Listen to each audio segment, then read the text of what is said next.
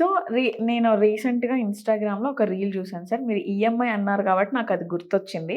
ఆయన ఒక selfie video తీసుకుంటూ, ఇది నేను కొనుక్కున్న ఇల్లు.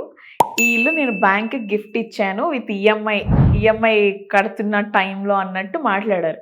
అంటే తను ఒక 50,00,000కి పెట్టి అపార్ట్మెంట్ తీసుకుంటే, ఇంకొక 50,00,000 ఈఎంఐ అయింది. అంటే ఈ ఇల్లు నేను బ్యాంక్ వాళ్ళకి గిఫ్ట్ ఇచ్చాననే కదా అర్థం అన్నట్టు ఆయన చెప్పాలి అని అనుకున్నారు. అసలు ఏంటి దాని వెనక ఉన్న లాజిక్ ఏంటి? అసలు ఈ బ్యాంక్స్ ఏం చేస్తున్నాయి అసలు కామన్ పీపుల్‌ని?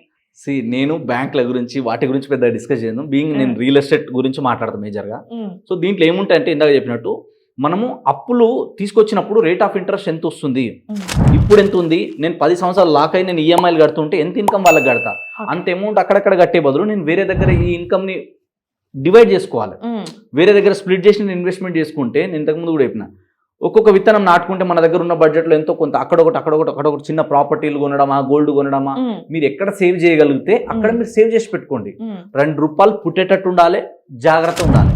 అట్లాంటిది ఏదన్నా కావచ్చు. అది మీరు మ్యూచువల్ ఫండ్ అంటారా, ఇంకోటి ఎస్ఐపి అంటారా, ఇంకోటి అంటారా మీ ఇష్టం. సో అక్కడ మీరు ఇన్వెస్ట్మెంట్ చేసి పెట్టుకోండి. రేపు మీకు అవసరం వచ్చినప్పుడు ఆ ధనుమను మార్కెట్లో పెట్టి తీసేసినా కూడా ₹2 లాభంతో రిటర్న్ రావాలి. అట్లాంటి దగ్గర చిన్న ఇన్వెస్ట్మెంట్ చేసుకోండి ఫస్ట్.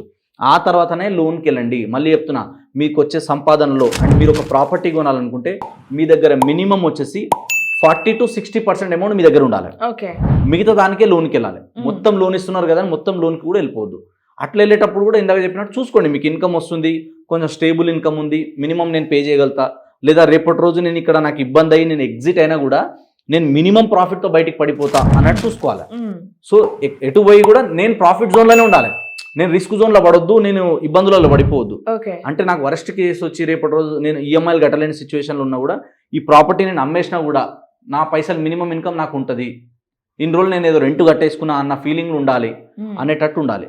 లేదా ఈరోజు నేను కొన్నా ఈ ఏరియాకి రాబోయే 5 సంవత్సరాల్లో రేట్ ఖచ్చితంగా ఇవ్వాలి, నేను 5,000 పెట్టి ఎస్ఎఫ్టీ కొంటే ఇది 10,000 అవ్వడానికి ఉంది అన్నప్పుడు నేను ఇంకో 2-3 ఏళ్ళ తర్వాత అమ్మినా కూడా మినిమం నా 5,000 నాకు వచ్చేస్తాయి.